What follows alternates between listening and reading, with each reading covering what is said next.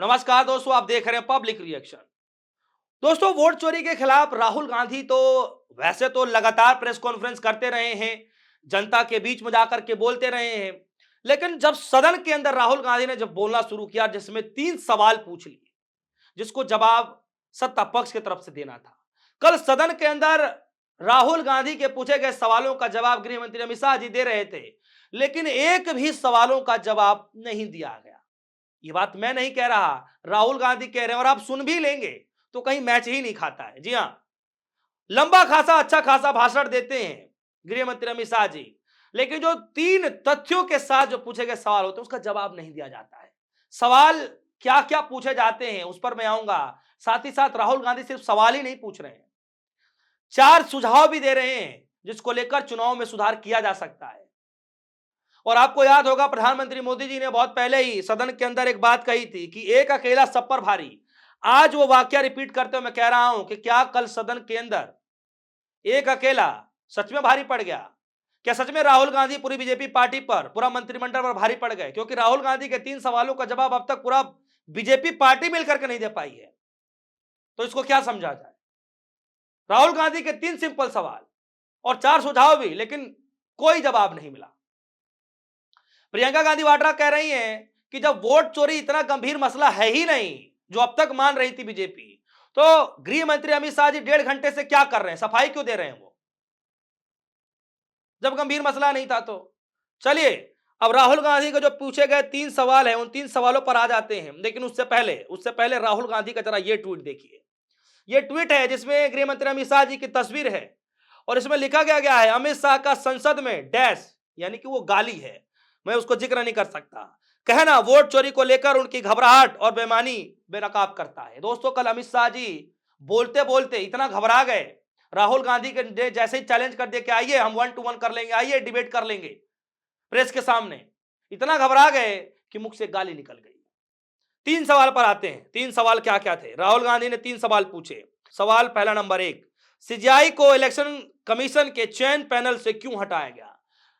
Chief election commissioner के नियुक्ति करने के जो पैनल है उसमें से चीफ जस्टिस ऑफ इंडिया को क्यों हटाया गया? उस पैनल से आखिर क्यों हटाया गया? क्या क्या सीजीआई साहब पर भरोसा नहीं रहा बीजेपी को? तो उस पैनल से क्यों हटाया गया? यही सवाल तो राहुल गांधी ने पूछा, कोई जवाब नहीं देगा। सवाल नंबर 2, 2024 चुनाव से पहले इलेक्शन कमीशन को लगभग पूरी कानून इम्यूनिटी क्यों दी गई? क्यों ना शिकायत करने वाली और जो है गंभीर मामलों में शिकायत दर्ज और बहुत कुछ हो सकता था, उसको इम्यूनिटी क्यों दी गई? सवाल नंबर 2 था।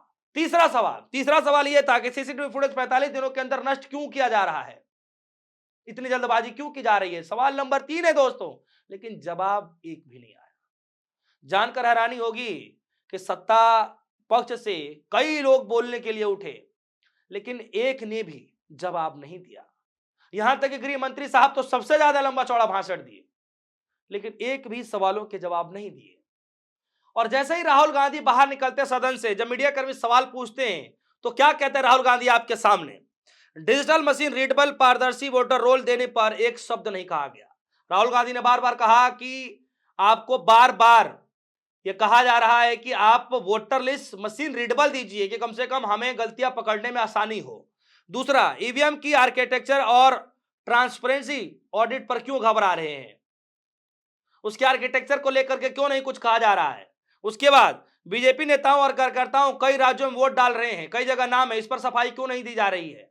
क्या कुछ कहना चाह रहे हैं? कुछ नहीं।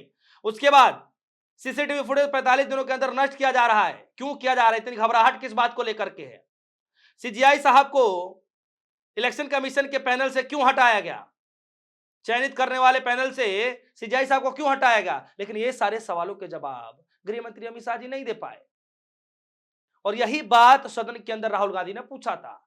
खैर, जाते जाते एक सुझाव भी ले लीजिए। राहुल गांधी ने 4 सुझाव भी दिए कि आप इस तरीके से चुनाव का सुधार कर सकते हैं। सिर्फ सवाल ही नहीं पूछ रहे हैं, नेता विपक्ष होने के नाते वो सुझाव भी दे रहे हैं। सुझाव क्या दे रहे हैं आगे? अब सुझाव में ये कह रहे हैं कि चुनाव को कम से कम 1 महीने पहले ही, जब चुनाव हो रहा है तो उससे 1 महीना पहले ही मशीन रीडेबल फॉर्म में वोटर लिस्ट को सार्वजनिक करना होगा, चुनाव में सुधार हो जाएगा। सुझाव नंबर 2, सीसीटीवी फुटेज जो 45 दिनों के अंदर नष्ट किया जा रहा है, इस काले कानून को आपको वापस करना है, निरस्त कर देना है। सुझाव नंबर 2। सुझाव नंबर 3, विपक्ष को ईवीएम तक पहुंचने के लिए और उसका आर्किटेक्चर सार्वजनिक किया जाए। सुझाव नंबर 3। सुझाव नंबर 4, चुनाव आयुक्तों की सजा से बचाने वाले काला कानून बदला जाए ताकि उनकी मनमानी पर लगाम लगाई जा सके या रोक लगाई जा सके। ये सुझाव नंबर 4। तो राहुल गांधी ने न सिर्फ 3 सवाल पूछे बल्कि 4 सुझाव भी दे दिए। अब जाते जाते सवाल है मेरे दोस्तों कि क्या सच में एक अकेला सब पर भारी है?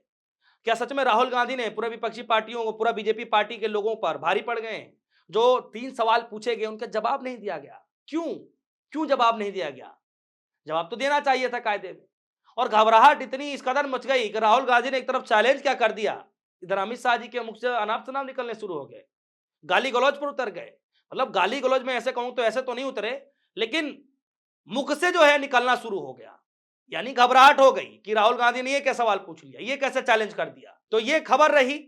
और राहुल गांधी को लेकर के जो सवाल अब तक पूछा जा रहा था, जवाब बखूबी राहुल गांधी देना जानते हैं।